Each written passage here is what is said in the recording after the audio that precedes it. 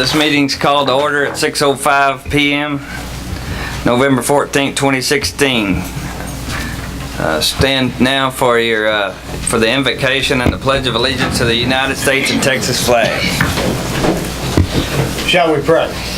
Our Father and our God, we are so thankful for the privilege we have of living in a country where we can gather at a meeting such as this. Lord, we pray that you'd lead and guide in this meeting. We pray, Lord, that you give knowledge and wisdom to us. Help us to do those things that be beneficial and profitable to our citizens individually and to our community corporately as a whole. Lord, we pray that you'd help us to look to you and lean upon you for the knowledge that we need. Lord, in a world that's ever changing, we're thankful that we have our hope and our confidence that we can have in you. And Lord, we pray that you'd bless our lives to your service. Lord, help us to do those things that are right and pleasing in thy sight. Now forgive us where we failed you, for we ask it in Jesus' name for his sake. Amen. Amen. I pledge allegiance to the flag of the United States of America and to the republic for which it stands, one nation under God, indivisible, with liberty and justice for all. Honor the Texas flag. I pledge allegiance to thee, Texas, one state, under God, one and indivisible.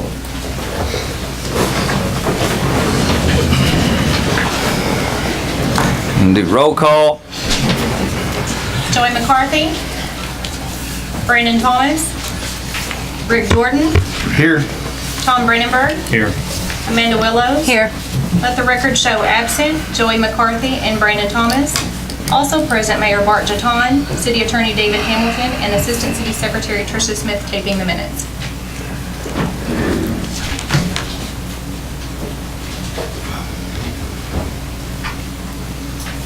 We have 4 items for public discussion. Limit your comments to 3 minutes, please. Can you bring me the list? I can.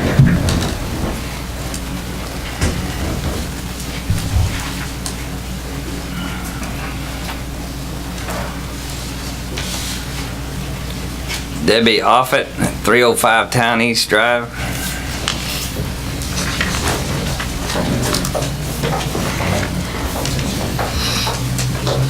Thank you.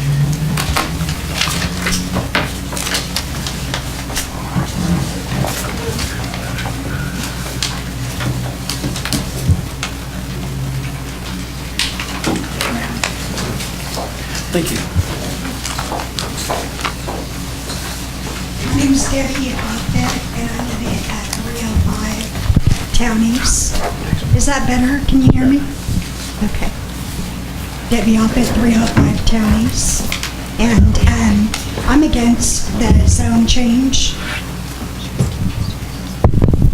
Yeah. Okay. I am against the zone change, and I'm here to ask you to please consider keeping the zoning the way that it is.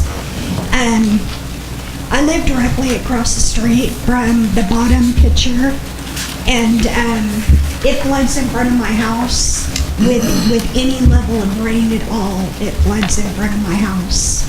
I bought flood insurance a few months ago because I'm afraid that my house is going to flood.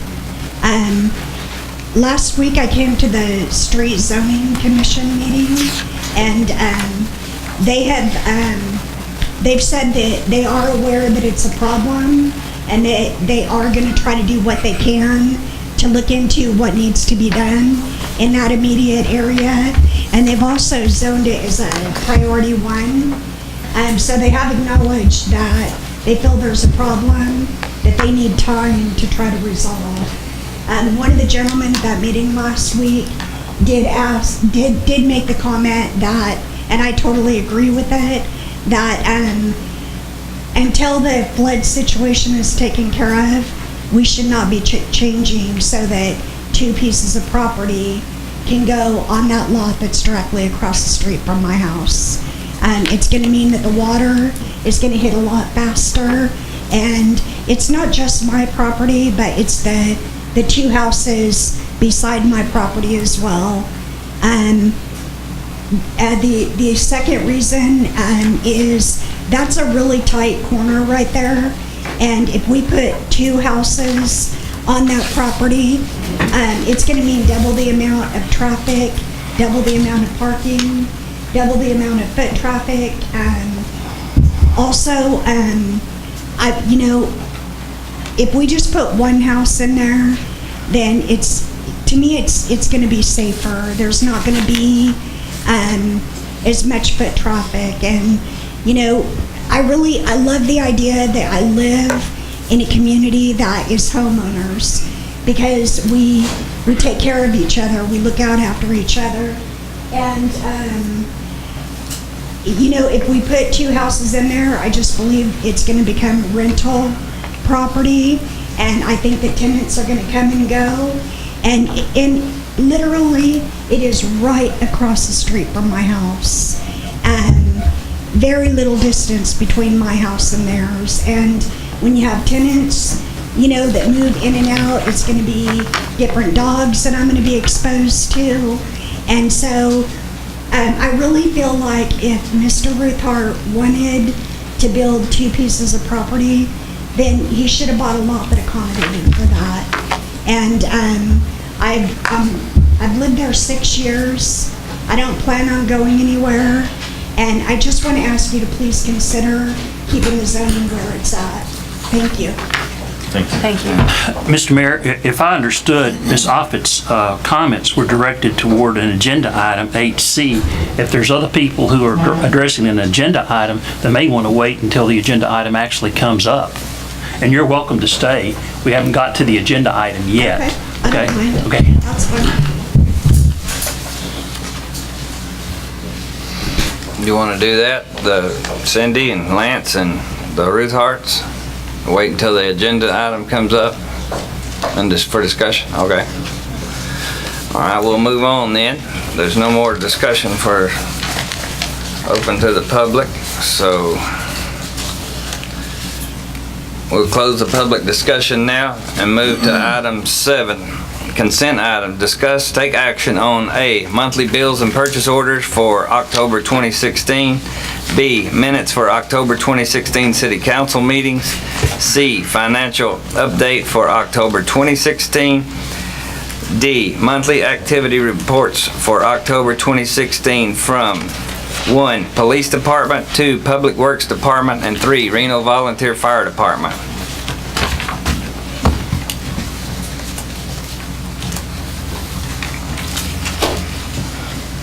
Mayor, I move that we approve consent items 7A through D and subsections 1, 2, and 3. I'll second. I have a motion to approve items 7A through D and subs 1 through 3, seconded by Councilmember Willows. All in favor? Aye. Aye. Move to item 8A, approval for Reno Parks and Trail Committee to create Whoville at Reno Kiwanis Park. Mayor, I ask that this be on the agenda. Pass these around. We are wanting to turn Reno Kiwanis Park into Whoville for the holidays. We will think it'll be wonderful for our citizens. I think the children will absolutely love it. And if you notice the bottom picture, I may even ask the mayor if he'd like to be the mayor of Whoville one weekend for people to take pictures. I'm going to be out of town that weekend. If the council approves, we would like for one weekend to have someone dressed up as the Grinch and also a little Cindy Lou Who, so that families can come out and have pictures made. You are looking at me. I am. For Cindy Lou Who? Yeah, Cindy Lou. It would be something free and fun for our citizens. I think it would be a wonderful addition to the Christmas atmosphere that we have here in Reno. And I hope y'all will consider approving it. Mr. Mayor, I move that we approve for Reno Parks and Trail Committee to create a Whoville at Reno's Quad Park this year. Second. We have a motion by Councilmember Brandenburg, seconded by Councilmember Jordan to approve a Whoville at Reno Parks, at Reno Kiwanis Park. All in favor? Aye. Move to item 8B, update on Northeast Texas Trail. Also, as for this item, I've passed out a copy of the map. We've got some pretty exciting updates going on the trail. The main things I wanted to point out tonight, 2.5 more miles have been completed and surfaced. 1 mile of it is the west extension from 8th Southeast to 4th Southwest in Paris, and then an amazing section, a 1.5 mile section there in Blossom. It's absolutely beautiful. So we now have 21 miles that is just perfect for walking and cycling in this area. And the extensions were made possible via 2 separate Texas Park and Wildlife Recreational Trail grants sponsored by the City of Paris and the City of Blossom. Another exciting development is the Texas Parks and Wildlife has agreed to help patrol the trail, which will help us tremendously with the motor vehicles trying to get on the trail and everything, so it'll give us that much more protection to protect our trail and keep it nice.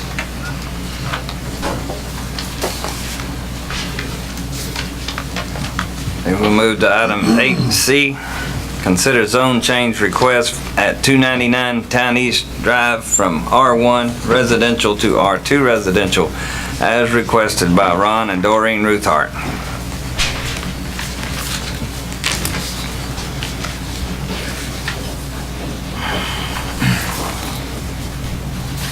We are requesting a zone change per your guidelines of 80 by 105 lot.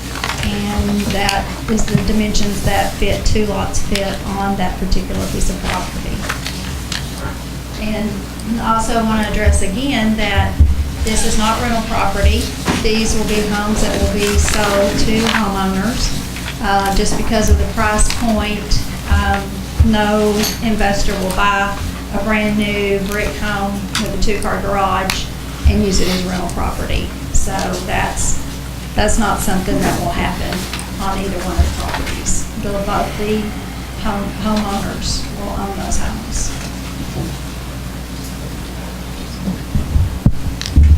When we saw this property for listing for sale, I wondered why this property was for sale for 10 years. Nobody ever bought this property. It's an ugly lot. That's what I buy, ugly lots. We build beautiful homes on ugly lots. We have numbers of no one else in this area on homes built. And probably 20% of those lots, which a lot of them older homes has been demoed, and we came in and built new homes, probably about 10 to 20% of them had some water issue problem. When I say 10 to 20%, I'm talking probably more than 100 homes. And over the last 18 years, don't know one that's had a problem after we got through building a new home on a lot. When I found this lot, I came to the city of Reno to see if it could be rezoned, because the lot is large enough to put more than 2 homes on it. This lot probably never was purchased in an attempt to build a home on it for resale as we do, because that's too much of a lot for a single home. I'd be almost afraid to build a home on that lot and wait on a buyer. That may not ever happen. I know it can stand for 2 homes because that's what we do. We build a lot of them. I see water drainage issue problems in the neighborhood on the west side of the road. We're actually on the east side of that road. The water drainage off of our property goes to the southeast corner, probably 90% or more at this point.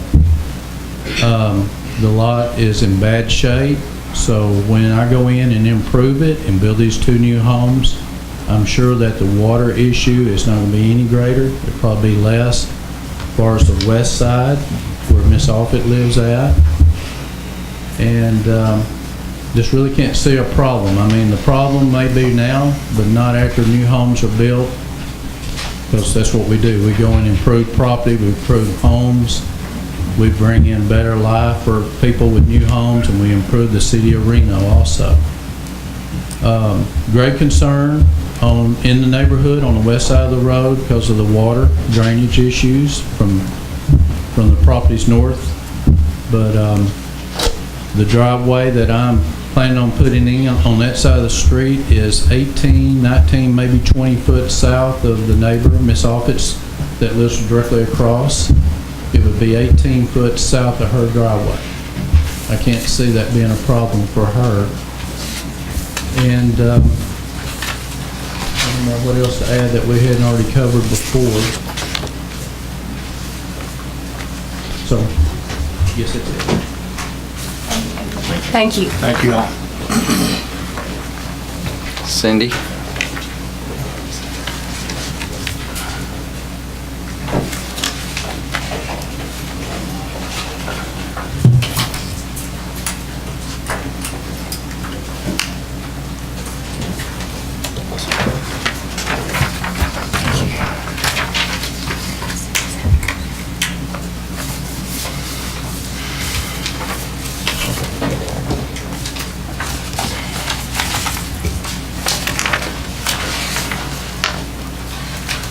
Cindy, where is Miss Offutt's place at? Right here?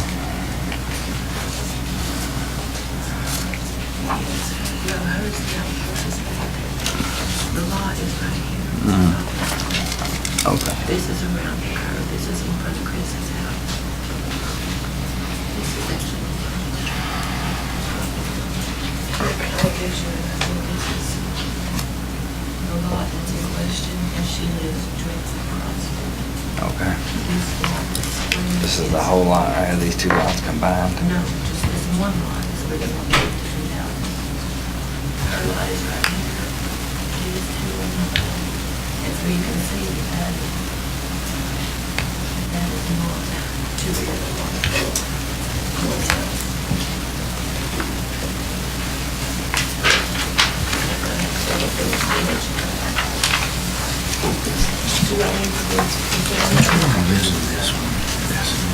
You dropped it.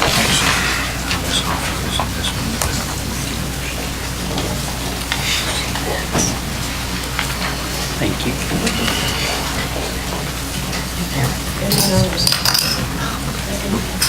Sir? I will show you all, should be down, show you.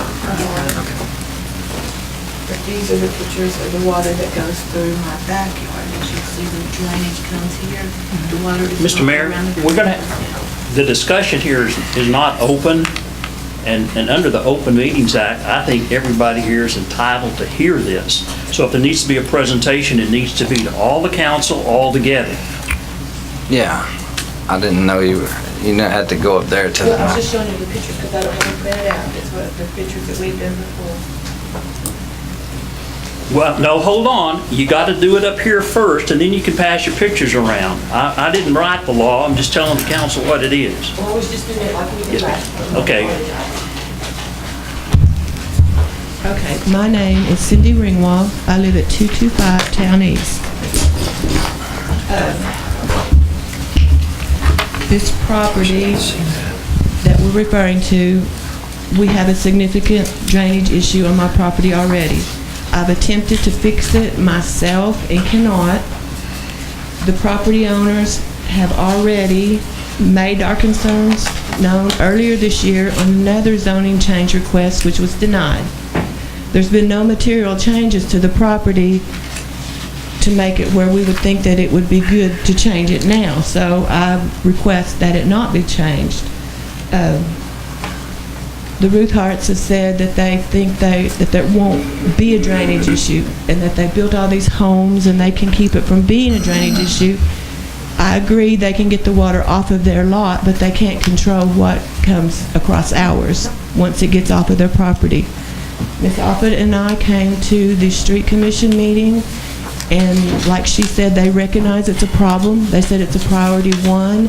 There is not money to fix it right now, but they recommended that Jerry come and explain to y'all that they didn't think a zoning change would be appropriate at this time because it's going to increase a problem that they're already aware of and can't fix. And I don't see that Jerry's here tonight, but you could check with the street commission.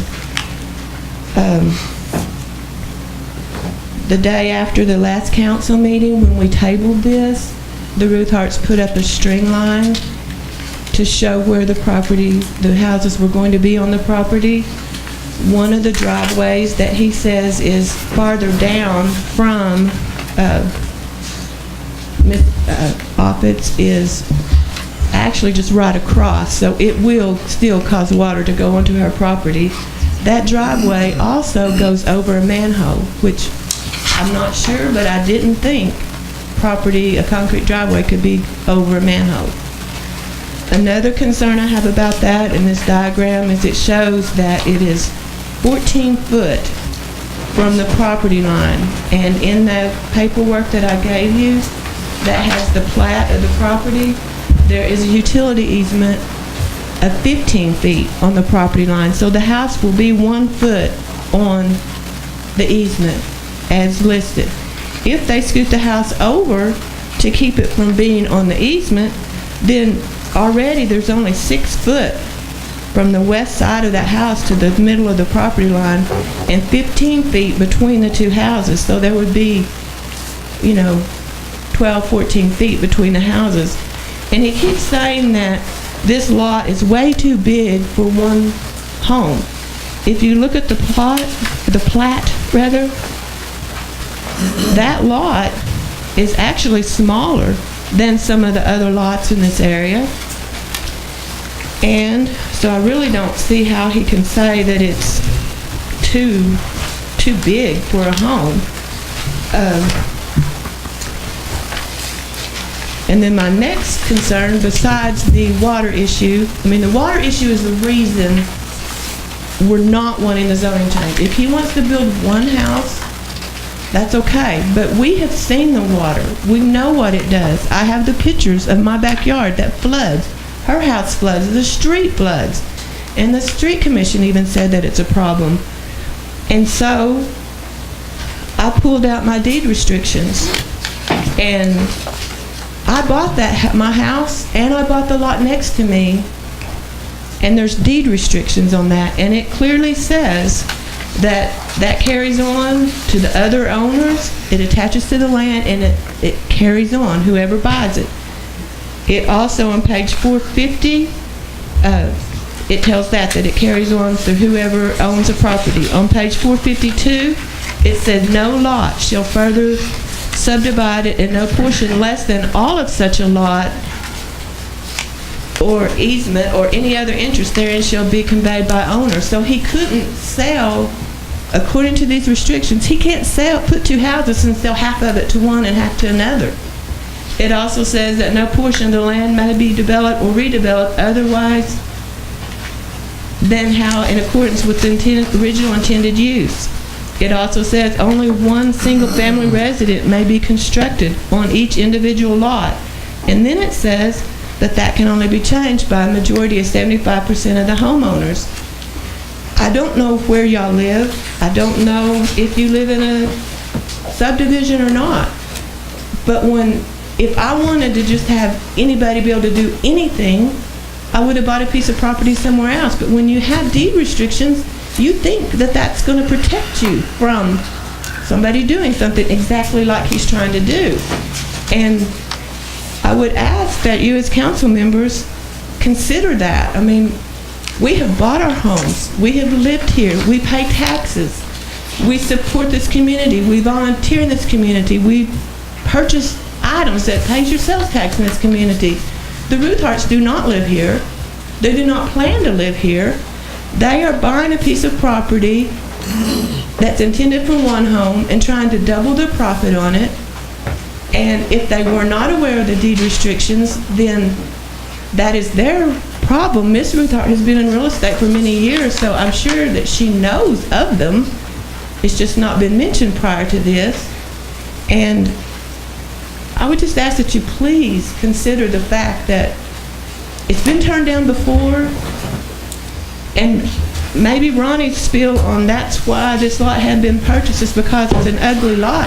Maybe it's because other people recognize that there's a problem, and it has been turned down, and we ask that you turn it down again as a courtesy to your current taxpayers and residents of Reno, as they are only going to do this, sell it, and then they're going to move on, kicking stones as they go on down the road with money in their pocket and leaving a problem for us to deal with that your street commission admitted there is a problem.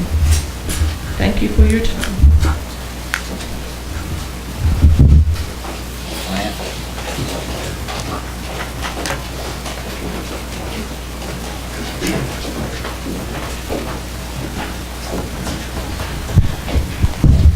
Good evening, Council. Lance Nicholson, Reno, Texas, Planning and Zoning Commissioner. I'd first like to acknowledge to the Council that my Commissioners, Lawrence, Arnold, and Mr. Rogers are all here present tonight.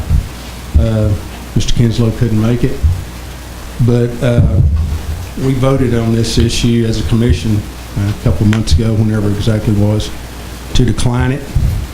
And I'd just like, again, for the council to support our decision based on what you've heard from both ladies, based on also, I know that there is a water issue there. I've seen it personally. The previous mayor knew about it. It is an issue. The street commission knows that it is. And I would just like for y'all to, to support our recommendation as a P&Z for the city of Reno. That's all I've got to say. Thank you. Lance, let me ask you, that was unanimous, wasn't it? Yes, sir.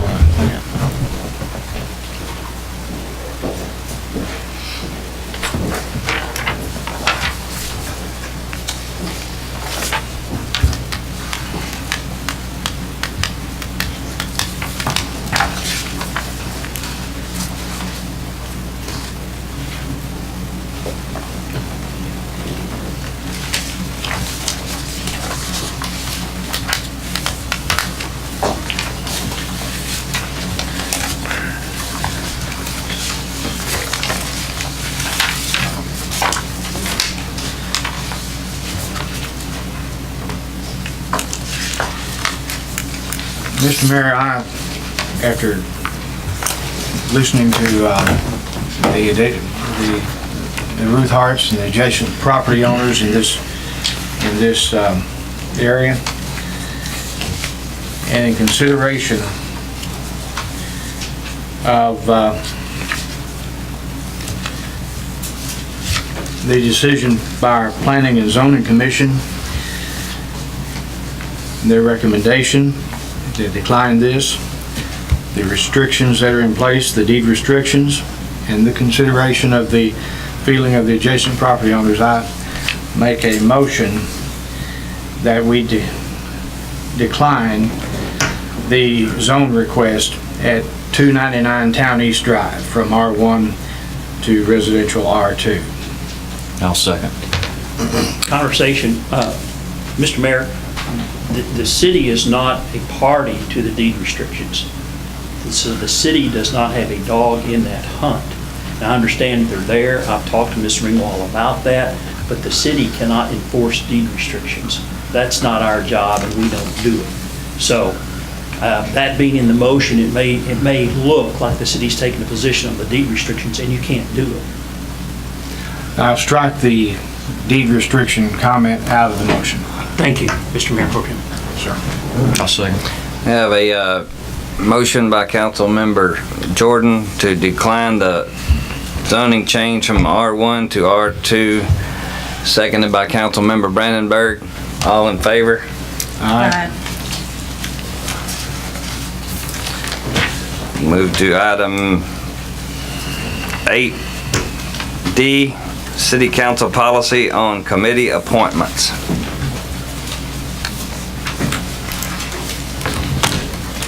Well, okay then, I'll talk about this one.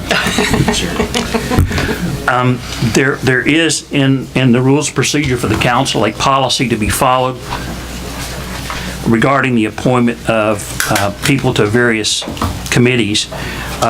Historically, what has happened is everybody on the council has appointed one person, and then that person has been the council's nominee. Recently, at one of our new committees, someone quit or they had a vacancy, and the council took that committee took it upon themselves to appoint somebody to be there. So the first point of business is for the city council to understand what the policy is.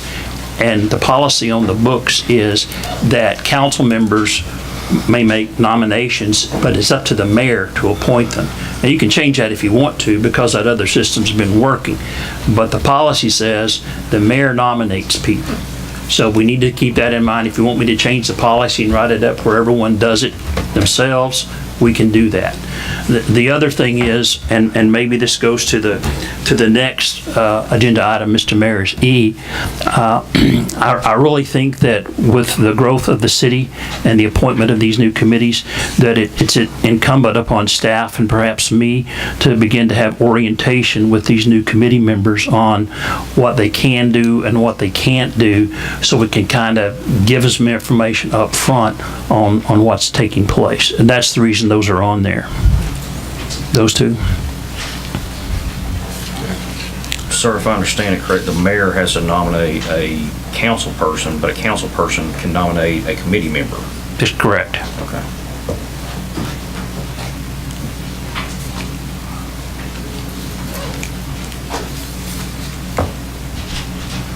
And Councilperson Brandenburg, it's the same thing. If a vacancy comes up, like in 6 months, somebody moves or they decide they want to quit or something, then you have to go through that process and hear all over again. Now, that committee can make a recommendation. They could say, we've recruited someone and here's who we think we'd like to have. As a council person can. Yeah. As well.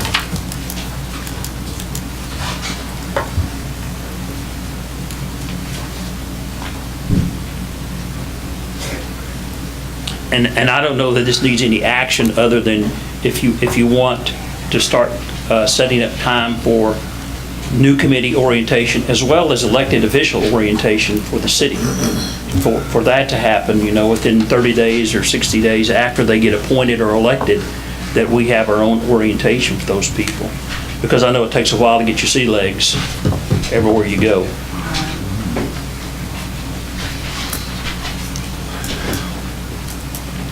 This be something we need to do as far as this time frame, or should we consider table this and consider that for the next We could, meeting? Mr. Mayor Pro Tem, it can be tabled and we can flesh that out in staffing on Wednesday morning and present what the staff thinks would be an appropriate guideline back to the council in, what will be, December? December Yes, sir. meeting.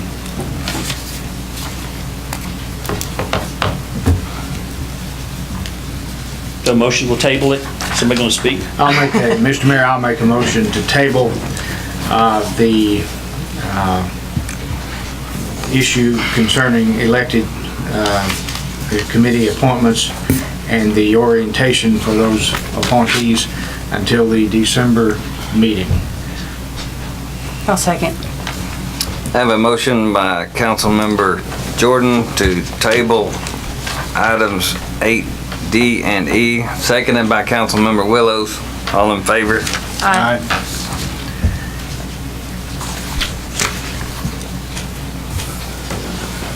Item 8F, appointment of members to Parks and Trail Committee. This is a follow-up to that very issue we just talked about. Some people were functioning on the Parks Committee without having been voted on by the council. And in order to rectify that, whoever the nominee is going to be, you guys need to talk about it, and that person needs to get the tap so he or she can serve on that committee appropriately. We have one spot open on the Parks and Recreations Committee, and there's I think Ms. Brandenburg wants to serve, and there's another lady that wants to serve as an ad hoc member just to help. She will not have a vote in that case, but she can show up, and that is Patricia Wood. And just to add to that, believe it or not, I've spoke to Lisa Brandenburg, and she's interested in being on the Parks and Trail Committee. So if y'all would like to consider that.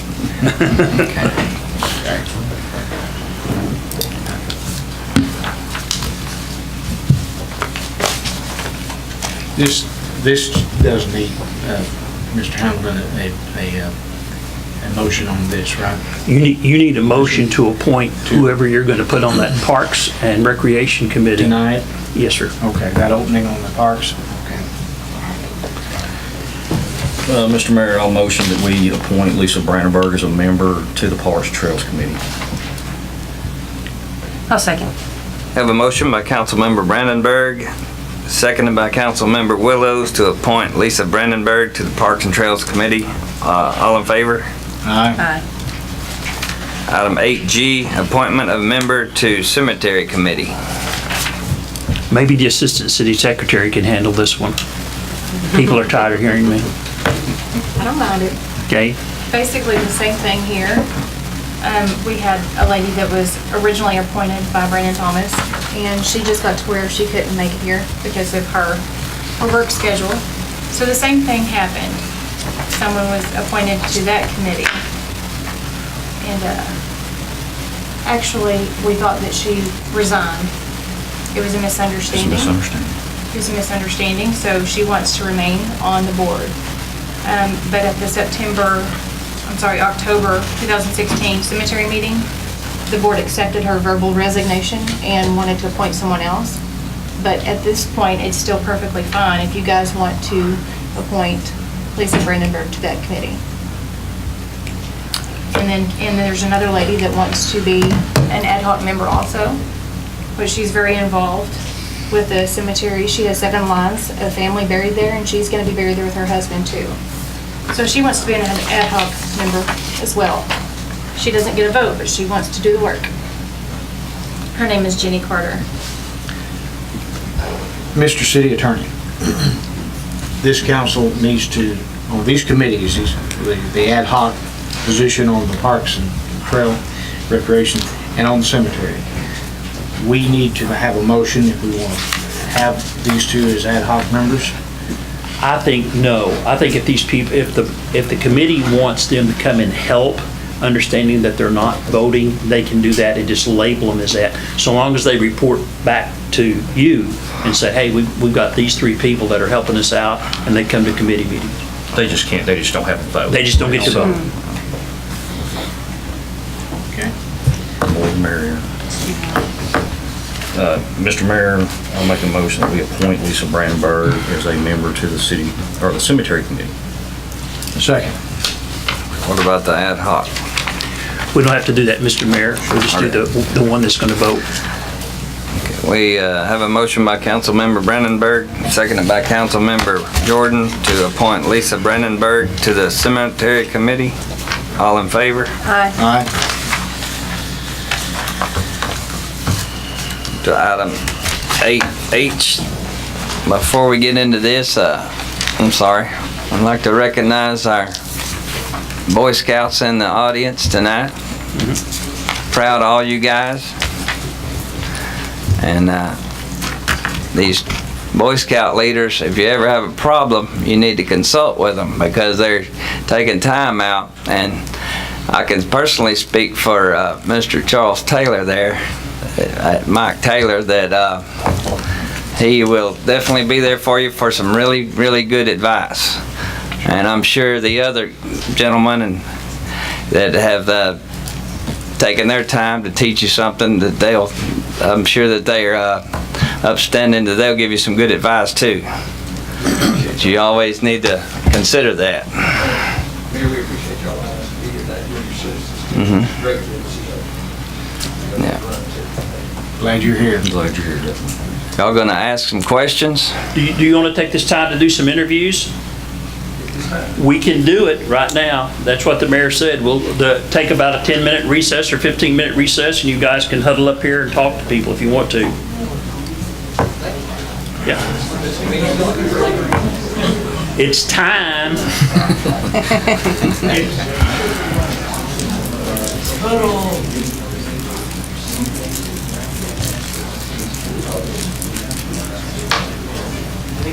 Requirement 4B. It's at the top of your agenda. Requirement 4B. None of these people bite. They don't. Just go up there and talk to them. What I did is there's some so that I could get them in there.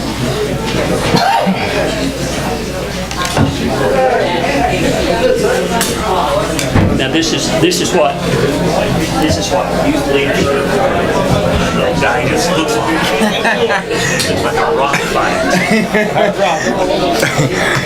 Yeah, they look pretty. It's in an election. Hey, you might need to be a lead, man. Hey, Mike. Hey, young man. Mr. Taylor. Thanks, Hello, sir. Bart, River. That's Matthew, Rick. Good to meet you. Bart, Matthew. Rick, good to meet you, man. Hello? David, I'm Bart. Hello, sir. Hayden, good to meet you, Hayden. Good to meet you, Tricia. Hey. Nice meeting you, Tom Amanda. Bramberg, good to meet you. Hayden, I'm Bart. Hayden, nice to meet you. That's a good grip you got there. What's happening? Hudson, Hello, man. I'm Amanda. There you go. Bounds, I'm Bart. Brandenburg. Good to meet you, Hayden. Austin Stroud, I'm Bart. Amanda. Nice to meet you. Chris, Hello. I'm Bart. Chris, nice to meet you. Nice to meet you. Tom Brandenburg. I'm Bart. What's your name? Hudson. Aaron. Nice to meet you, Aaron. I'm Amanda. Nice to meet you. I'm Bart. Good to meet you. Good to meet you, That Chris. name. Thanks, sir. Wesley, Bart. Nice to meet you. William, glad you're here. Good to meet you, Aaron. Thanks, sir. Amanda. Nice to meet you. Bart. William, nice to meet Tom you. Brandenburg. Go by Nick. Good to meet you, Deacon. Go by Nick. Thank you. Thank you. I'm Amanda. Thank you. Good to see you, man. Nicholas, I'm Bart. Nice to meet you. Hey, Andre. Hi. Tom Brandenburg. Good to meet you. Nice to meet you. Pat, Tom Brandenburg. Andre, I'm Bart. Nice to meet you. All right, Clay. Good to see you. All right, man. Glad you're here. Not right now. City council members. He's the mayor. He's the mayor pro tem. Yeah, there's not at this point. He but kinda I'm leads sure the it's council. on the way. And what we do, There's kinda more and goes on more the of them, agenda. you know. But that's a federal deal issue right Vote now. on it. So But And in the you're case fine as long as you of stay his in Reno. absence, if he has to miss, the mayor pro tem stands the in. mayor pro tem's a second. What's your name? Bart. Clay, nice to meet you. Bart, nice to meet you. I'm Bart. Nice to meet you. Let's go back to this. You're doing a good job. Daniel? Good name, Daniel. We're elected. We're elected officials. You have to run and get voted on by somebody. There's a lot to learn. You have to know the laws. You have to know city functions. There's a lot to learn. But it's fantastic, and we try to make sure we take good care of our city. Good. Oh, do you? Okay. I grew up in Idaville. I'm sorry. Flooding? Yes. Yeah, Do you all have a hard time? there's gonna have to be something done, that's for sure. I don't know how long it's gonna take, but we're working on it. Yep. That's the way to do it.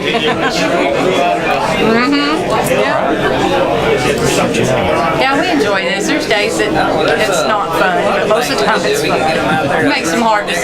Limbs and stuff out of the ditches. Oh, is she? Okay. Areas. Awesome. And put them in a dump truck for us. Yeah. And that would do a lot of good work. Okay. There's strength in numbers.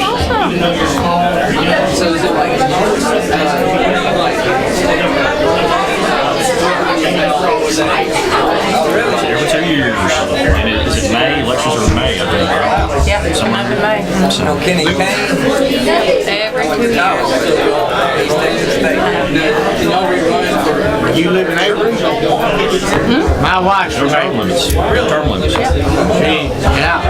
Well, but unlike some higher offices. Right? Before your time, I'm in my second Medford time. store was? Okay, her dad, just back in the 70s, operated Avery Pharmacy right across the street from Medford store. The old I'm also building's on still the there. Parks and Trails, so we get to plan for the I playground. left there in I 78. enjoy that. Yeah. Oh, yes. Did you like it? Did you have fun? Good. That was a lot of fun to do. Yeah. We're hoping to get to do it next year too. So. It's really hard for him to play football and band at the same time. He was in band last year. We didn't take it on this year. They're tough. Yeah, there's a lot of cracks out there that we've got to work on. Y'all need to stay in them Boy Scouts. Weather hasn't been very friendly. There's a lot of once that hunts goes. in Eagle Scout. We'll keep I appreciate it. We have to tell her Lincoln's mom said hi. Daniel, nice to meet you. Bart. Bart. Yeah, I know, yeah, especially during that time when we were getting so much rain and flooding and everything, that really took a toll. So it's gonna take a little bit of time, but we'll be. Y'all good looking bunch of young We men. love our trail. Hope you enjoyed it. Hi. Patricia Smith. Nice to meet you I'm too. glad you all Hi, are, I'm Amanda. glad we have you. Nice to meet you. And I'm Tom Brandenburg. future leaders. Good to meet you. You really are. We need you. You just keep me We all hanging wondering in that there. we're probably doing this. Be young men. You're great young men. You're going to grow into great men. Are you still We waiting? appreciate you much. When they shake your hand. It's like little junior tiny men, you know? I know, right? Well, one thing,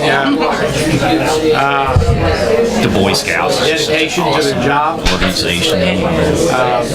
knowledge of the I was a job, Girl Scout all the way up to about 8th grade. and want to serve the country. Most people don't hang in that long.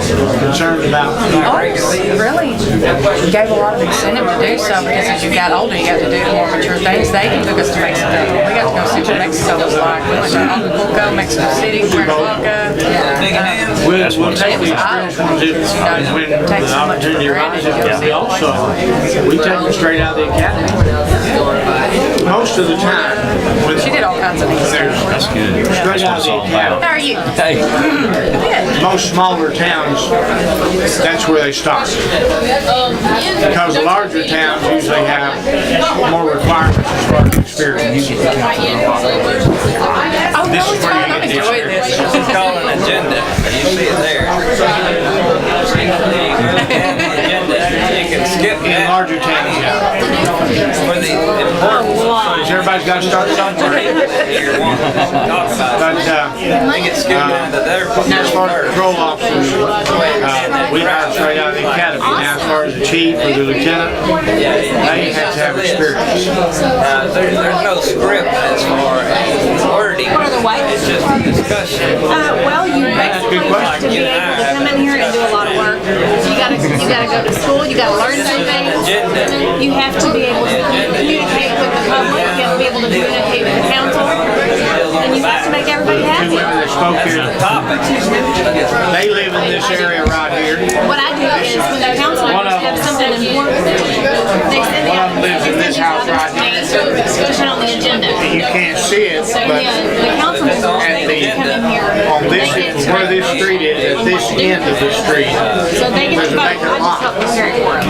And these two folks that spoke first, they're wanting to build two houses on that vacant lot. And that's the second. Well, you see when it rains, there's already a bunch of water in the street here, it floods out in the Yes, street, absolutely. right here. And these ladies that spoke, they're concerned that And those along with two all the houses agenda that items, there's a lot of work first you gotta people put in to built, give them as much information that as the they runoff can. of that lot would cause Hope that helps you. more flooding in the street. And it'll flood their property. They can come in and flood their houses if there's more water in the street. And that was a concern. That's the Not reason. necessarily, there is an agenda item policy, and people will go through any of these council members or mayor to request There's that an item culverts be in, put on the agenda.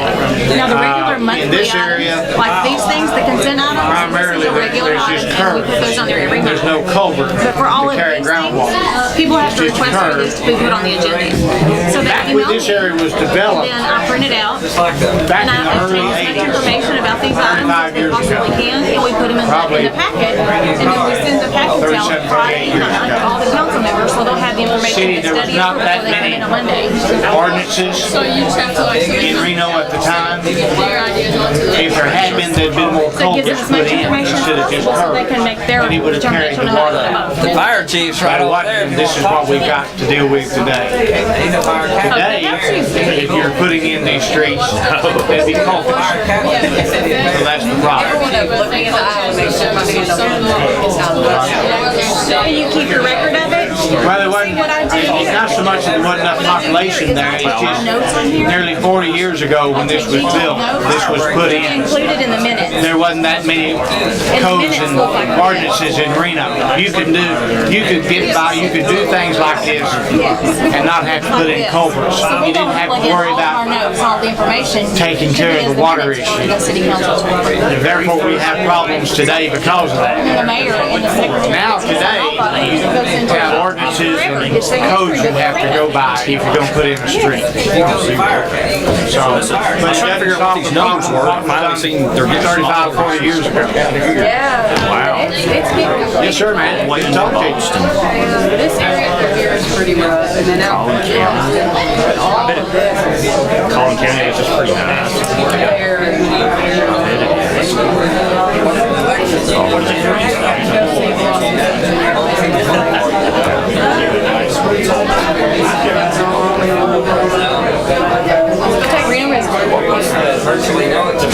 The mayor pro tem. So, if the mayor's gone, you can't act, then I take the place. Actually, it was a rezoning issue. Back, Our vice mayor, how I can. He's out of town, we have a meeting, then I preside. Highly associated with flooding. Good question. And it was a small, 6 foot backyard. And I have a lot of faith in our planning. So I go with that. The NIMBY stuff, you guys have to deal with that all the time. Scouts. The sweetest town in Texas. The 3 states now.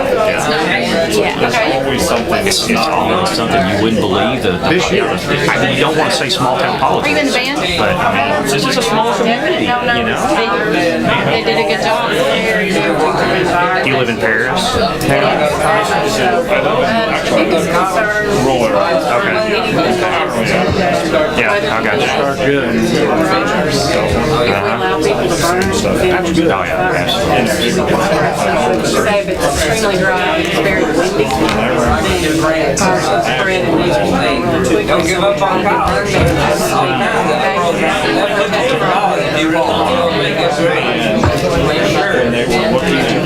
Coast Guard was ranch. You can work in the cafeteria. And they'll pay for your box. That's not good. That's why everything, executive session, you have executive session, everything stays, because believe it or not, we're trying to expand the park a little bit, and that got leaked out. Coast Guard, it's a good ranch. Absolutely. What do you want to be when you grow up?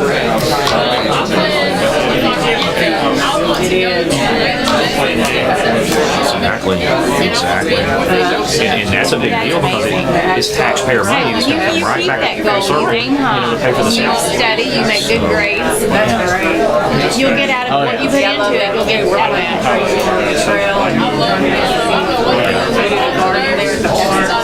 It happens all over the country, and even a small community is not immune, from stuff like that, unfortunately. They had some good questions, Mike. They got good questions. They do. Hey, that's great. Sander.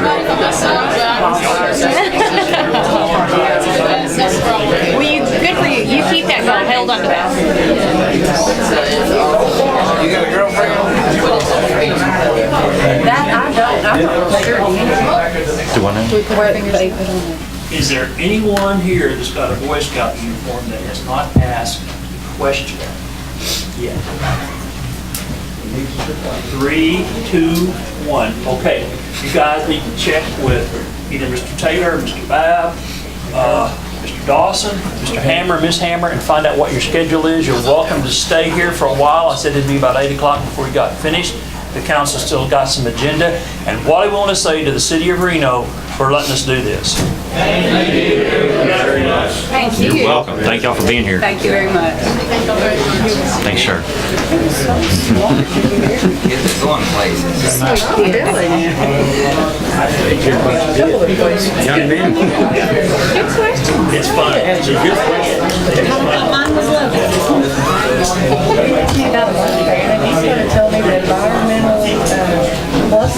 You need to do this more often. That's the city attorney. We can do it, because they have to study not only community, they have to study nation. Question, we have asked for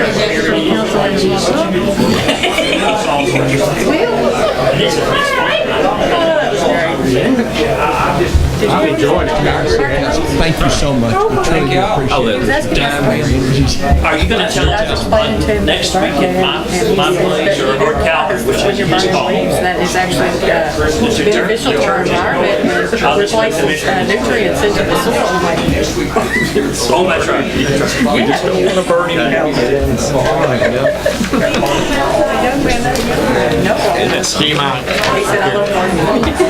Yeah. No.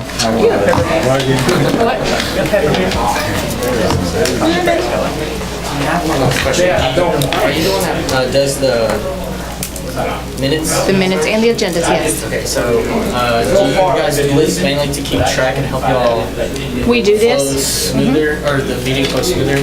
Because we have patrol leader conferences once a month, and I'm taking this, that's what the hell, guys? Yes, we take notes in the meetings, and then we take these notes and we apply them to minutes. And every month, the council gets to approve the previous month's minutes, and then the mayor signs it along with the secretary, and it goes into a book, Reno's history book, basically. They're also online if you'd like to look at them. Yeah, this agenda minutes are a recording of everything that happened. So is that pretty much how we do what Willie does?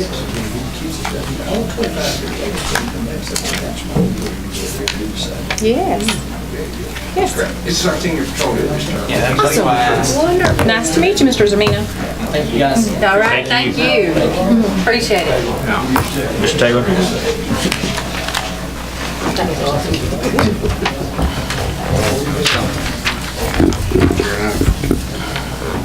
Joe and Brandon don't know what they missed. That's right. They should have been here. If they could have. Item 8H, long-term burn ban.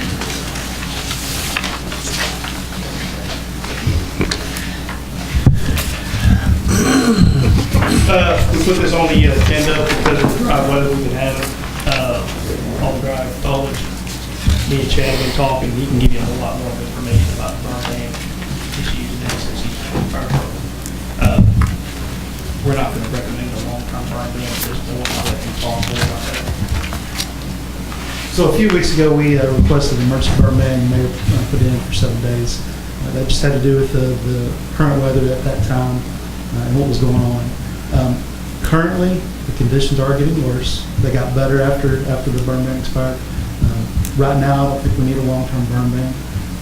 But in the future, I would say sometime in December possibly, it's probably a good chance that we're going to request a long-term burn ban. Of course, that's all subjective to weather and all that stuff. Usually we follow the county's lead on it, just for uniformity for one. And the other way we decide, like I said, is weather and what's going on. Usually inside the city of Reno, we don't have a big issue with grass fires just because it's majority of residential use. But there comes a time and a place, and like I said, in the next month or so, if we don't get some significant rain, and even after our first freeze, all the grass is going to go dormant anyway. So there will be a need. I want to be ready to burn and clean up the property, especially with leaves falling. But there may come a time we request them. Right now, I don't think there's a significant enough need for a long-term burn ban. Chad, are we under a burn ban in the county now? No, sir. There's not. I went to Detroit this afternoon, and when Red River County signed, they had the burn ban sign on Red River County. Notice Lamar didn't have one. No, currently the county doesn't have any. Of course, the city of Paris is a little bit different the way we do ours, but nobody currently has a burn ban sign in our county.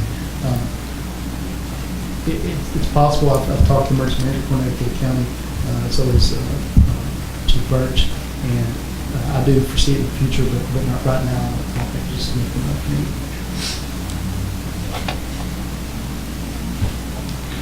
Thank you, Chief.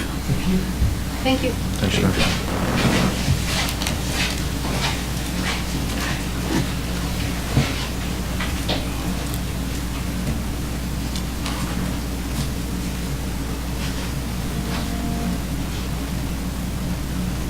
Move to item 8I, purchase of a new police vehicle.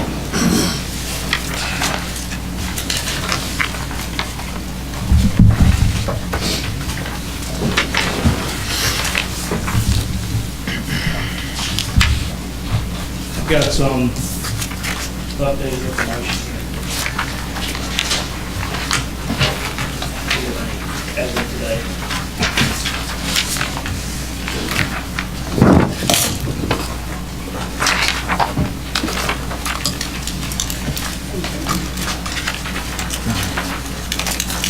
Looking at what was in the packet, unfortunately, I didn't get a real good chance to look at it and study it. And I know there was a desire at one point when we were talking about this, the budget process. Can y'all hear me on this? Yeah. To not do a 4-year note. From what I gathered during the budget process, that was kind of the feeling I got. We budgeted $15,000 for the note payment in the PD budget this year.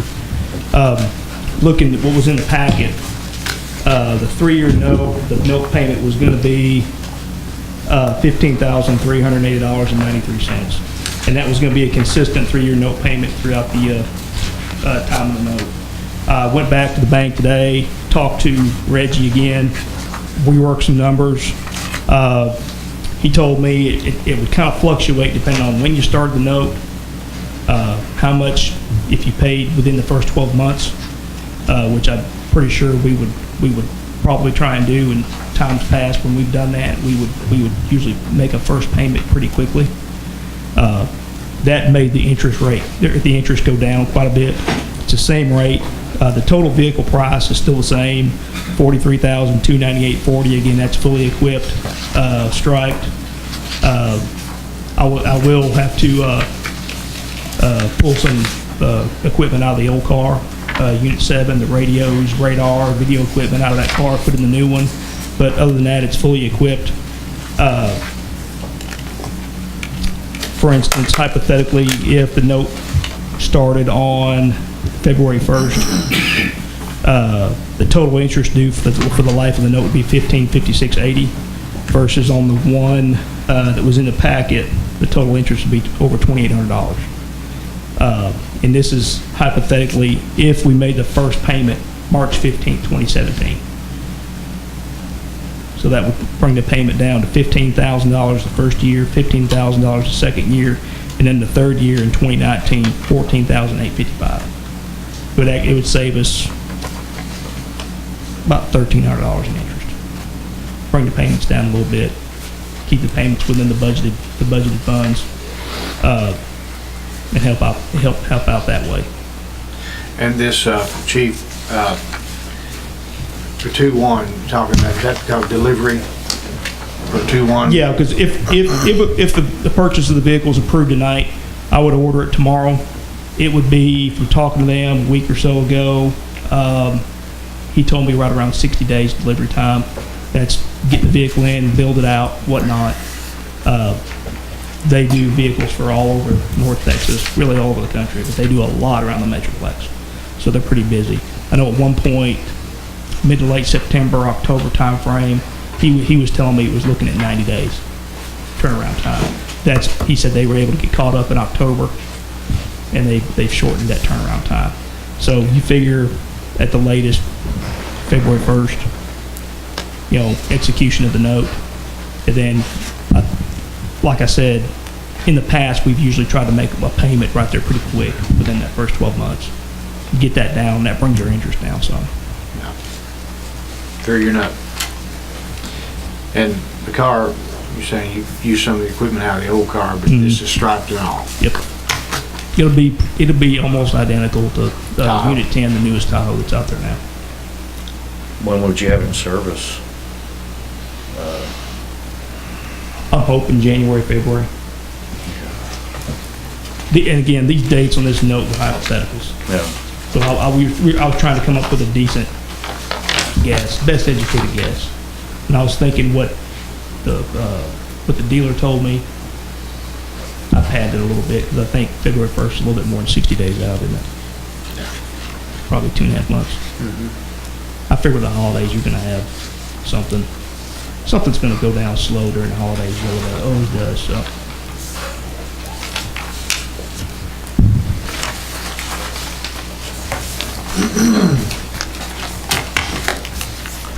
Again, the vehicle information I gave you is the same that was presented at the budget, that Latin workshop.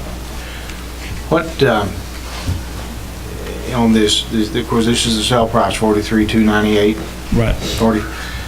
What's who we buying it from? Defender Supplies, who we'd buy it from, they get their vehicles from Holiday Chevrolet, and they work off In Foxborough? Right, and they work off the Tarrant County cooperative contract, the government contract from Tarrant County. But we'll be buying it from Defender Supply? Right. Okay. Yeah, they do all the upfitting for all the equipment, striping and all that. And they're very good. We've been very happy with Unit 10. I don't want to say, well, when we bought Unit 9 in 2013, it was the first turnkey vehicle we've kind of done, built completely out, since the other cars were so old and the equipment couldn't be reused. Unit 9 was pretty well equipped, put together pretty well. Defender Supply blew it out of the water. I mean, they really did a top-notch job. Things fit properly. They knew exactly what to buy. They knew exactly how to make things fit. Their technicians are trained, certified technicians. They're good. They're really, really good. They're in Denton, aren't they? Yes. Well, Aubrey. Aubrey. Denton-ish.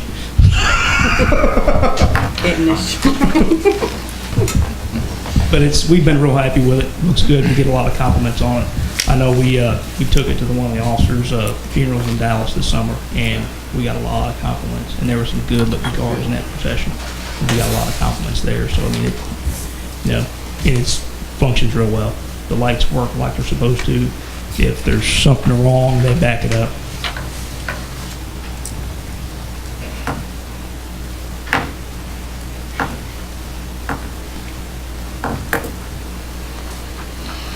Anybody have anything else? Mr. Mayor, I'll motion that we approve agenda item 8I for the purchase of a new Chevy Tahoe police vehicle for the amount of $43,298.40. I'll second. Have a motion by Councilmember Brennan Berg to approve of a purchase of a new police vehicle for $43,298.40. Second by Councilmember Willows. All in favor? Aye.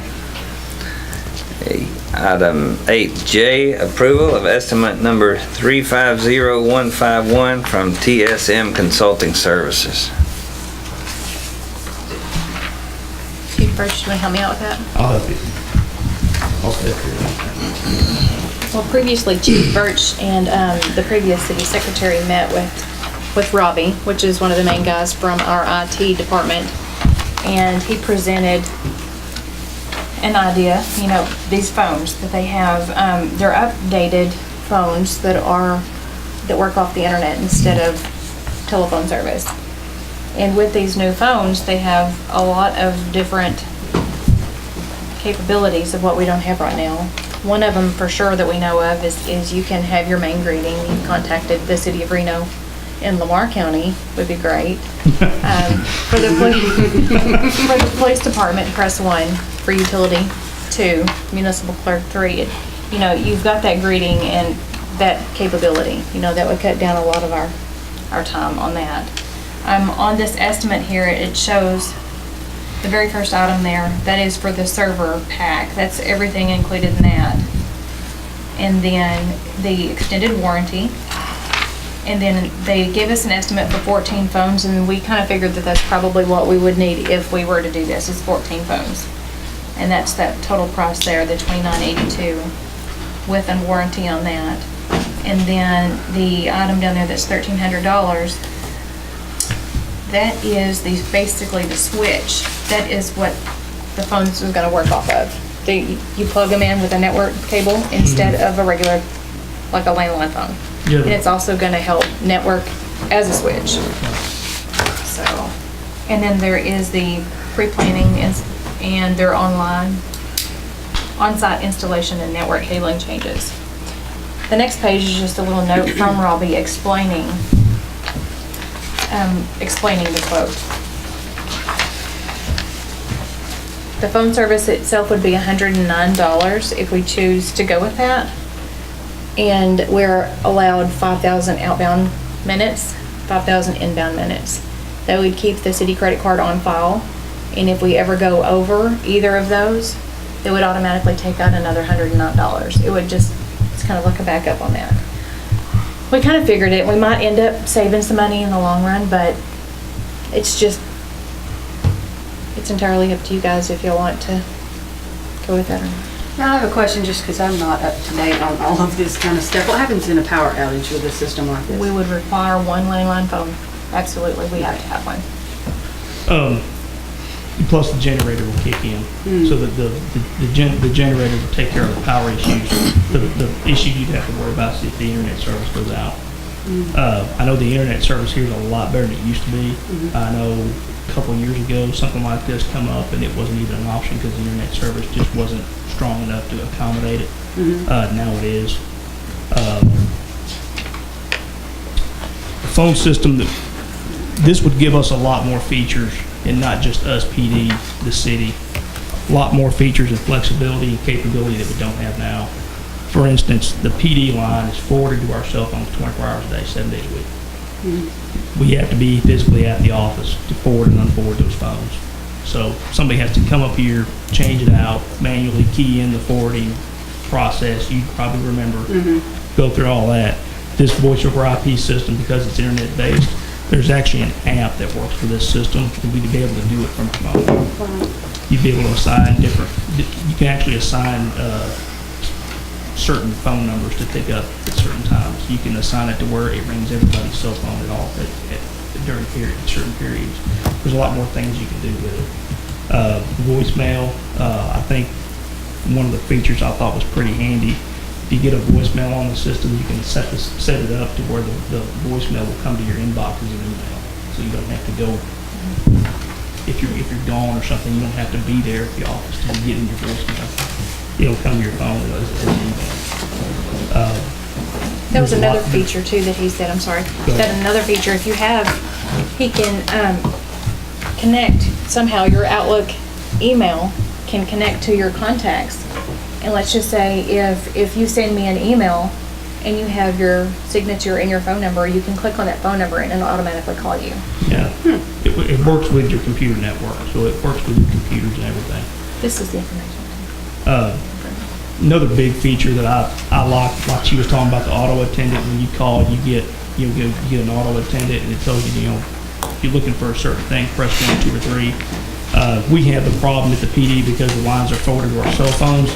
If we get a call from municipal court, somebody wants to talk about something about a water bill or whatever, or the other Reno, which happens 4 or 5 times a day, we can't even transfer them out. We have to give them the number, tell them who to call.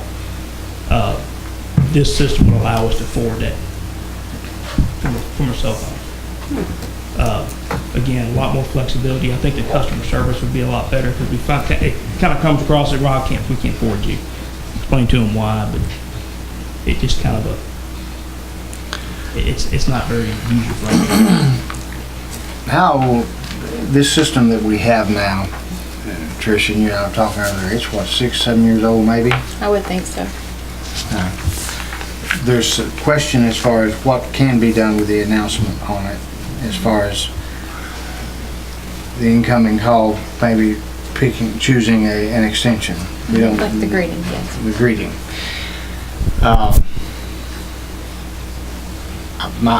This $109 that they can, Yes. on the credit card, that's if we go over 1 minute or if it's 500 minutes. Yes. They bill us another $109. Yeah. That's the part that would kind of scare me because I don't know. It's hard to keep track of office phone minutes. That's what I was wondering. You get them on your cell phone, but you don't have any idea. I know our phones are forwarded to our cell phone all the time. So at the PD, I can tell by the monthly bill, monthly cell phone statement, how many minutes-ish we get. Each phone at the police department, each cell phone at the police department is 400 minutes. we never go over that. Now, that's because we have free nights and weekends, those different things. So if a call comes in after 7 o'clock at night, it's not going to get charged during minutes. I know the vast majority of the calls are during the day. Overwhelming majority of the calls during the day. I'm using your phone system. My office is 15 years old. So I don't want to be a wet blanket. But this being an internet, we're talking about $12,000 here.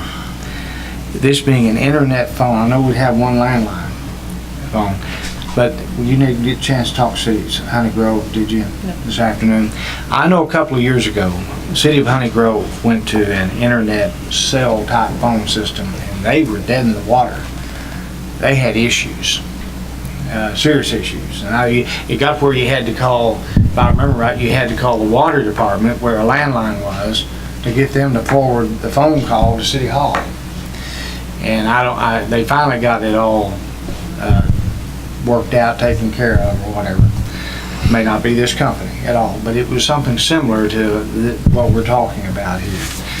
So I think that I'd like to find out what their issues were. I know they had them. I just can't remember in particular what they were.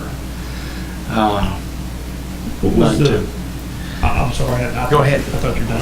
There was me and Trish got to looking this afternoon. I'm trying to find it here and I can't find it. What we pay a month, Trisha, for the city phones with AT&T currently, all being landlines. Yeah. We did look at that, didn't we? The reason, and this will also help you understand why this was intriguing to us, enough to bring it to you. Because I'm not a guy who wants to change something just to change it. If it's better and it's upgraded technology, especially if it might save money, it might be something to look at. Yeah, that total. I'll let you discuss that since you have it. Well, we just looked at this previous month bill, and the police department each month, they were paying about $145. Fire department, $130. Admin, $202, and the public works line that does come here to City Hall, $60 a month. So a total of $537. But there's also other phone lines that remain the same with AT&T, treatment plant, Southwest Lift Station, places like that where they have a modem. This system we're proposing wouldn't encompass only the ones at City Hall, the ones at Public Works, and the fire departments. And again, I think the monthly installment for this would be, Trish, I don't have it. $322.60. $322.60. As we're paying, where does the $109 fit into that? Is that all included? I believe that's for the hardware, right, or the actual phones It's themselves. separate from the three. Yeah, this main page that you guys hear that says All Works, this will show you on the very front page. They give you different options here, and it's that $11,936, and that is for the phone server, all the phones, the remote setup, everything included. And this very top bracket there, the fixed term, if you choose 12 months, 24, 36, 48, 60, whichever term you choose, you get to buy those phones at the end of your term for $1. The very first one there that shows 0, if you don't make a payment up front, that's going to be your monthly payment.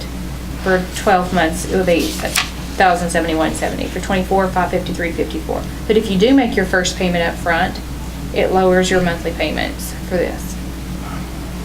Okay, the second one is a 10% purchase option, which it would be a little over $1,000 if you wanted to just buy all 14 phones out like that. And then the last one is the 3-month deferred. Just kind of give you a few different options if you did choose to go with it. Have y'all talked to anyone who's used this? I wonder how we could find. Well, Robbie did bring one phone out here a while back, but I think he left it for just a couple hours while he was here. I didn't have a chance to look at it and mess with it. And I didn't get to sit in on the conversation with with you guys when y'all had it, so this is what I know. I would be interested to talk to someone who's gone with this and see what their experience was with it. That's something, it's not a bad idea. Yeah, just to see, because I'd hate for y'all to have just a nightmare to deal with. Oh, time out. Sorry.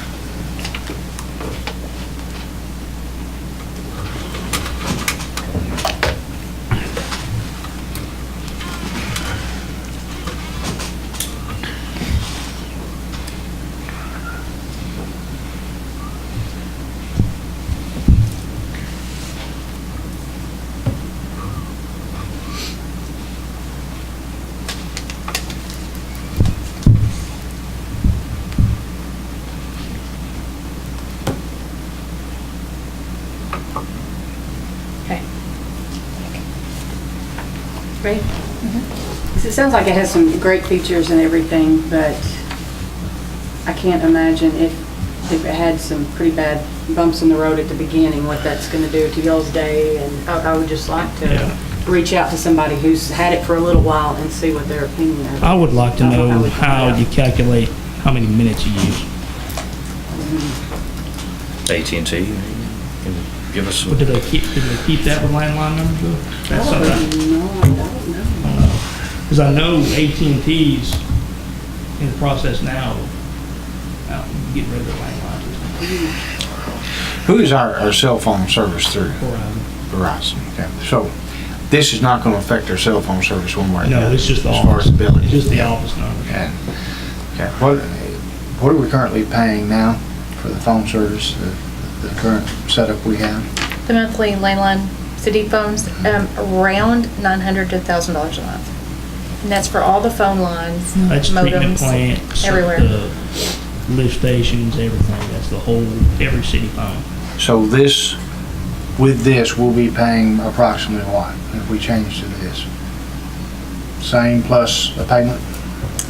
Well, we would know for sure the $322.60 plus the $109, Okay. for sure. So we're still gonna have to keep our landlines outside of this building, in other words. Did Robbie mention if he would include one landline with this? We will have to That keep the part other I- outside lines. I wasn't there for all that. So we need more Need more research on technical this. information. I think so. Yeah, I'd like to do something. I was hoping he could have come and explained Yeah, this. we tried to get him to come, we couldn't.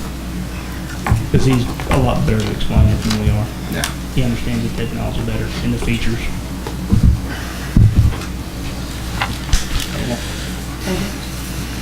May I make a motion that we table this for further research on the system? Second. We have a motion by Councilmember Willows to table motion 8J, seconded by Councilmember Jordan. All in favor? Aye. Okay, we're gonna move down all the way to item 8O, the drainage and flooding bids to repair 2080 North Post Oak Lane. Have some people waiting here.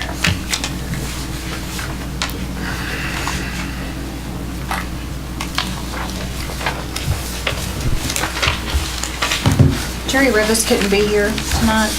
He had some dental work done. So he did include a memo for you all, basically stating that he met with Hayter Engineering regarding the above referenced matter.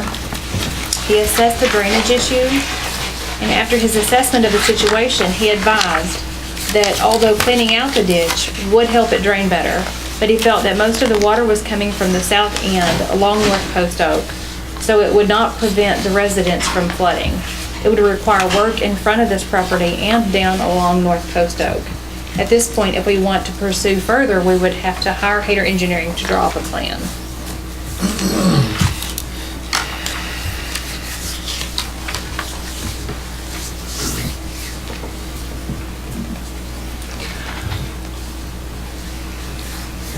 So this is the reason we asked the engineer to come out and look at this, to see if what we were considering doing, what we deliberated doing would solve the problem. And according to Mr. Hager, it won't. Unless he does other things. And then we'd have to hire an engineer. Him or another engineer. That being the case, then we would have to find out just what, in his opinion, would have to be done to solve this water issue and what the cost would be.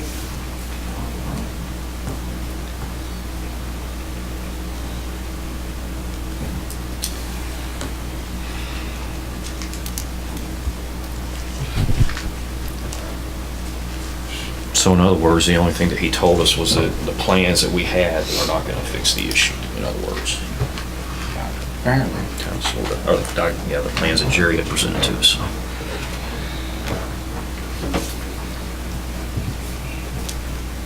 So I would think that, of course, certainly we have questions of Jerry since he met with him, but I would assume that if we want to go forward with this, we would need to talk to Mr. Hayter, find out what is involved in his opinion and what the cost may be that we'd be looking at if we were to attempt this.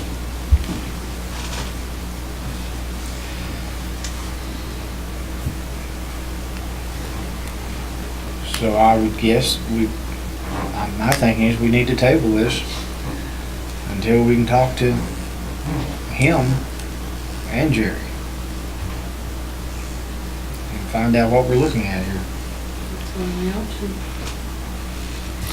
Mr. Mayor, I'll motion we table agenda item 8O, drainage/flooding bids to repair 2080 North Post Oak Lane. I'll second. I have a motion by Councilmember Brandenburg, seconded by Councilmember Willows, to table item 8O, drainage flooding bids to repair 2080 North Post Oak Lane until we can talk to another engineer and consult with the Public Works Department, who has spoken with him and another one. All in favor? Aye. Aye.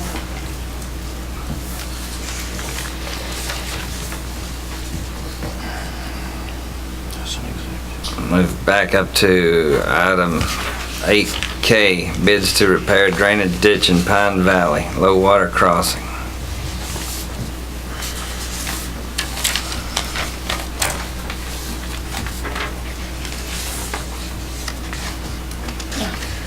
Me again, because Jerry's not here. Basically, I included the minutes from the street commission.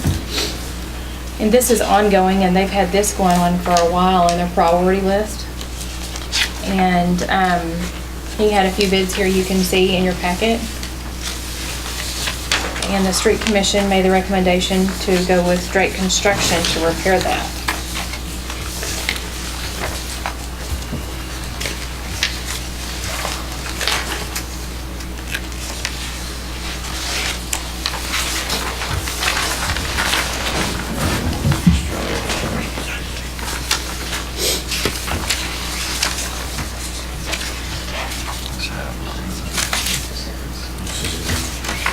First I've heard about this.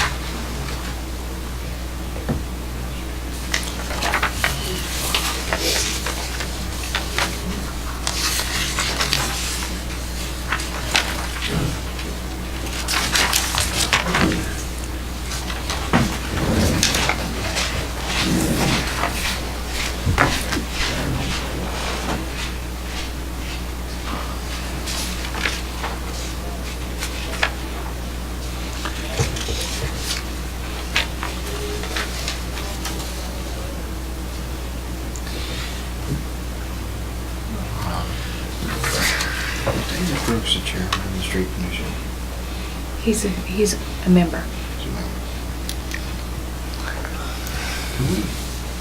Ask him a question.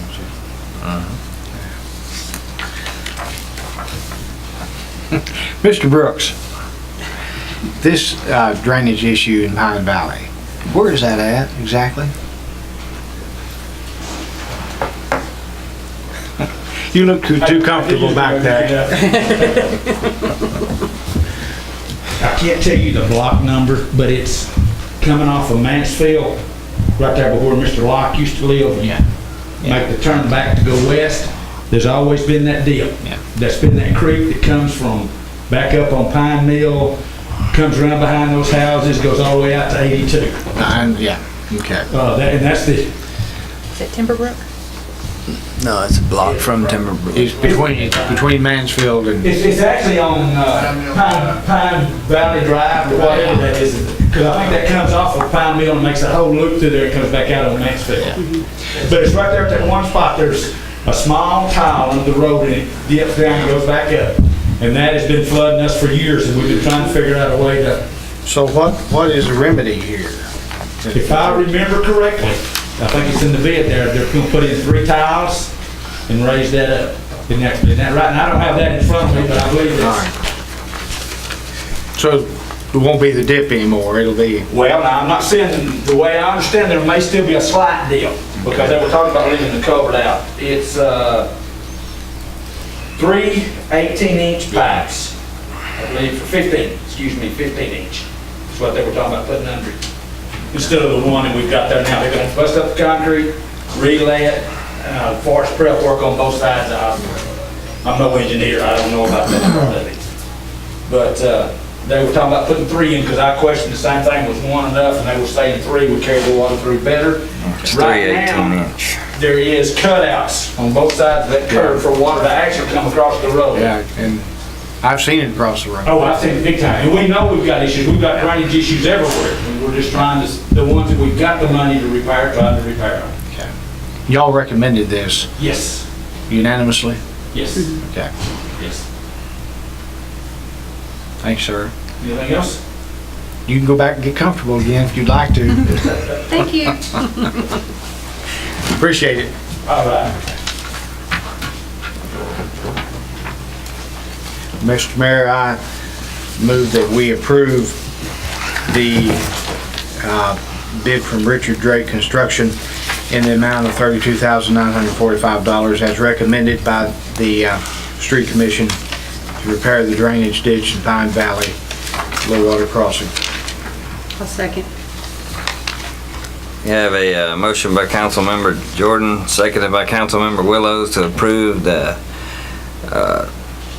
bid from Richard Drake Construction to repair the drainage ditch at Pine Valley Drive, low water crossing. All in favor? Aye.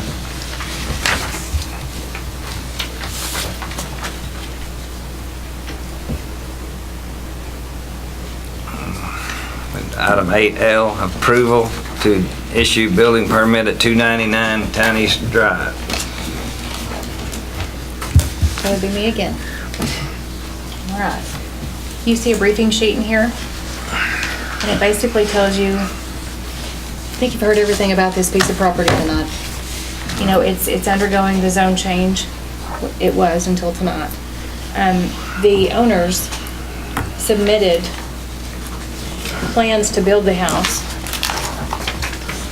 The only thing that I was questioning, and I didn't know if I could even approve it, is in your package you'll see their drawing, and right like they stated earlier, right in the middle of the driveway there is a manhole. Jerry says it's okay for them to do that as long as they go around it and do it the right way. From my understanding that over in this area here too, which right across from the property this way, there's another manhole, and there's a sewer line that kind of goes across here. So I just wanted permission to go ahead and authorize the building permit as it is here. Are they still gonna want the building permit? Well, I think so. Do they have to reapply for the single family permit? No, or because they- you guys denied it, so it remains the same. So they're gonna probably reposition their house on there. I can certainly check and see before they do that, because it is over Maple right there. Yeah, they're gonna probably change that. So you're only gonna build one house. This is Town East, so if they choose to leave their plans this way, I don't know what they would do back here, but if they choose to leave it this way, I guess I'm just asking for permission, if it's okay with you guys, for me to go ahead and, You see any issue with it, Mr. Attorney? Did Jerry mention the other day that he thought that there might be some drainage issues the way they have it drawn up right now? he did actually. The way the driveway is right here. So this is when you're coming into Town East and you come around the curve. This is where the driveway is going to be. And directly across the street is Miss Offit's home. And that's where she gets flooded pretty bad. Right here, this is where Miss Offit lives, right across the street. And she does get a lot of water right there in front of her street and into her driveway. So she's trying to save the money now to repair her driveway from water damage. So as far as the direction of flow, I think that's what they're concerned, is if it's going to come straight off that way. And that driveway that is proposed would put that drainage right straight across the street to Miss Offit, right? That's what I understood.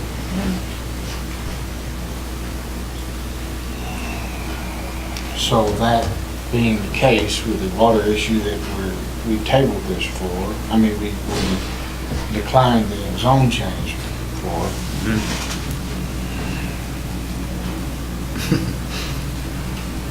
I'm wondering until we find out if in fact they're gonna reposition that house. Exactly. If there's issues with the driveway putting water, if we don't need to table this until we find out. I'm pretty sure he's probably gonna do some repositioning as far as the single residence is gonna be concerned there. I wish I would have thought of this. I would have asked them to stick around for this item, but I didn't.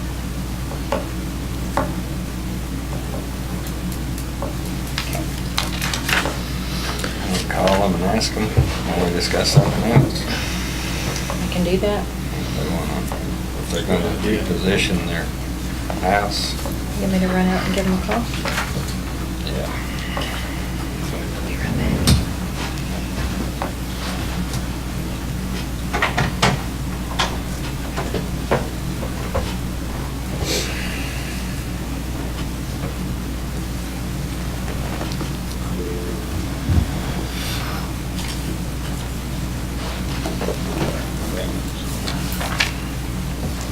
I wanna move on to another item while she's making the call. You can do that and then come back to this one. We'll move on to item 8N, rules for reserving Reno Kiwanis Park. I think there is an agenda, kind of a background on this. This, N. Yeah, there's one in here. What the park committee wants to do is to have some sort of a deposit that people have to put down, and a reservation board or a method to reserve that pavilion out there in the park, so that there's some skin in the game for people to try to take care of the pavilion, to clean it up, to respect other people's reservations. You got $50 down was what they recommended. But then a method for people to come into the city and say, we're going to reserve the park, here's our $50. The city goes out and inspects it or looks at it after they're done. If they've cleaned it up, they get their money back. It is becoming an issue. We've seen numerous times, especially confetti, balloons. People have a party and they will leave a huge mess out there. That's one of the things that led to thinking about a deposit, so that maybe it'll push people to clean up after themselves. And then also, like I said, the putting something behind reserving. We ran into an issue ourselves with that. We were in the middle of a birthday party and the crowd comes up and just takes over the pavilion, and we had it reserved, so but there was no way for us to back it up. It was on a Saturday, and there wasn't much we could do, so we just left. So just some little things that we thought needed to be taken care of. The biggest thing is the littering problem. People are leaving a huge mess, and we think if we charged a deposit to reserve it, it might help that. So reservations would just be for the pavilion itself, pretty much? Yes. If they would, And if they clean it up, then they get every bit of it back. So nobody else won't be allowed in there? Like, Right. Yeah, if they have it reserved, then In the pavilion. in the pavilion. They can still come to the park, Right. but they just won't be able to use the pavilion while it's reserved for that time period. Because we're getting more and more reservations for the pavilion. That is like the ideal place for birthday parties and stuff. And we would like for people to be able to, book it back to back and arrive without a huge mess left behind. We're proud of our park and think we you would like to should- keep it that way. maybe cut it in half or even quadrants. I don't know the square footage of it, but that would give more people an opportunity to use it too, I don't know, I've been there several times, but I don't really remember how big, how much seating would it have? There's, how many benches are out there? I can't remember how many benches are out there. I want to say 6. I think there's 6 of the big benches out there. No, I've been to parties like at Wade Park that had 4 or 5 parties going, and then somebody had it reserved, and boy, it turns into a train wreck pretty quick. and are your reservations for an hour a day, or, Yeah, there you go.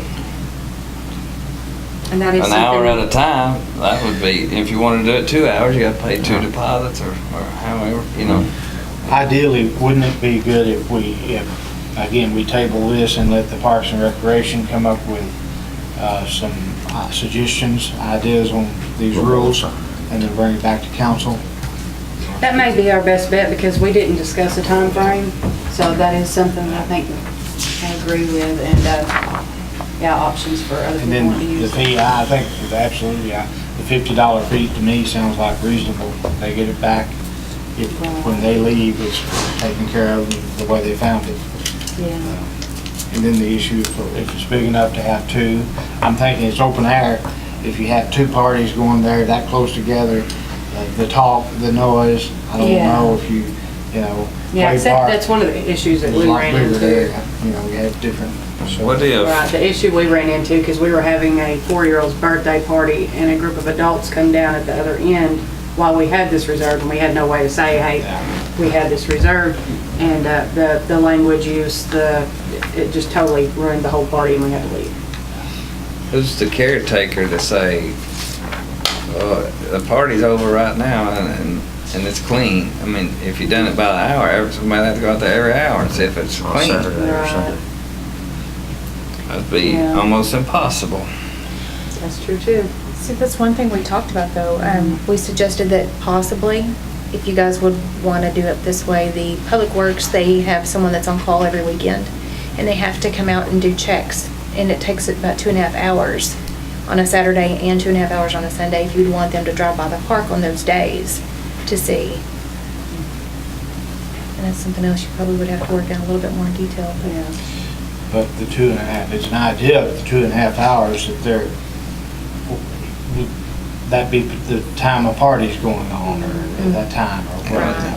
Yeah, I mean, if you spend 2.5 hours of their pay, then they could just clean it up. Well, no, they have to come in. It usually takes them about 2.5 hours to do their checks at the treatment plant and things like that, so they could swing by the park during that time.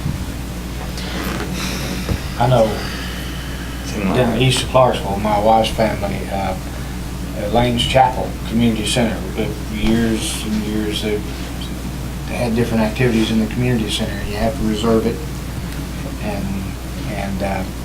you have, there is a deposit you have to put down, and if it's all clean the way you leave it, the way you found it, then you get it back, and it's, I think it's like 3 hours at a time you reserve that. So I think it's something we certainly need to look at, but there's issues there need to be talked about. What about just renting it, or non-refundable, just you rent it and that money pays to have it cleaned? It's an option too. That way, I mean, it's cut and dried, not, Question is, who you gonna have clean it though? What? Well, we have you could hire somebody. a young lady that does Contract. general, Yeah. cleaning, janitorial stuff, and she goes to the park and the trail. They do? Clean bathrooms, restrooms in there, park? Those are issues that need to be talked about. Okay. I'll make a motion that we table this for further discussion among the committee, and we'll bring it back to the council. No, sir. We have a motion by Councilmember Willows, seconded by Councilmember Brandenburg to table the motion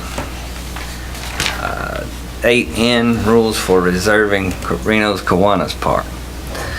And we'll move back up to 8M, approval of quote number 0063708 to install solar LED flashing sign on Airport Road at trail entrance.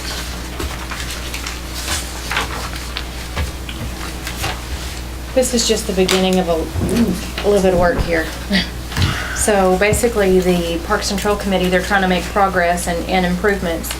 And one thing that they made a motion on their last meeting is they wanted to install some safety signs with the flashing LED solar lights at the entrance on Airport Road where they cross the trail from Airport Road. And we've contacted TxDOT, sent a couple of emails. They're gonna do a study to see if it's something that they would allow. Now, this quote that you have here, I don't know if it's gonna be feasible with them. With TxDOT, we're gonna have to go by their guidelines. So we would just have to see for sure if this is something that they would approve. We're in the process. I think it's a great idea for the trail.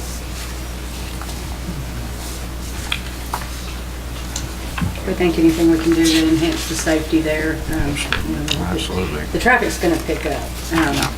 The more improvements that are made through the net, there's people coming from Dallas, Houston, everywhere to use this trail, so the traffic's gonna get higher. And crossing that roadway, we've been very fortunate and hope we continue that way, but every extra thing we can do to make it that much more safe, I think we should consider.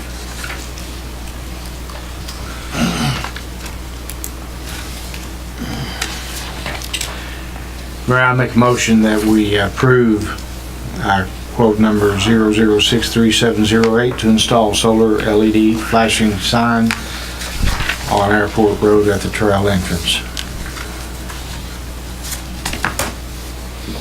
This is something that needs DOT approval, or we can go ahead and reserve the funds for the sign now? Well, if you guys want to approve it, if they approve it, then we can go along. Great, I'll second Mayor Pro Tem's motion.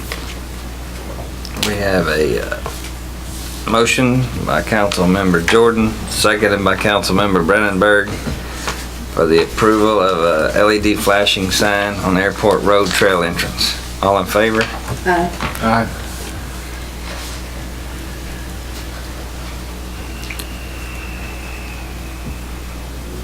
Item 8P, Kiwanis Park expansion and improvement.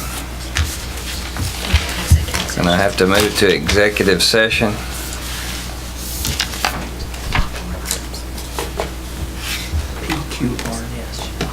The last four. To discuss items 8P, Q, R, and S. We're gonna move to executive session at 7:55. From executive session at 8:10 p.m. Yeah. No action on items 8P through 8S. This meeting is adjourned. We didn't cover if we could do the building permit. You never told us. I did help them keep it the same way. That's the only way that they can. Ooh. I need to open the building back up, the meeting back up. Yeah, just, there was that one item, so yeah, we need to undo it and have that discussion. I had that down and I forgot to do it. Sorry. It's okay. This meeting's called to order again at 8:11 p.m. to discuss item 8 8L. Okay, in your package, you see the drawing? They want their driveway, they want their house to remain right where it is. So, I guess I'm just asking for permission from you guys. Can we do that?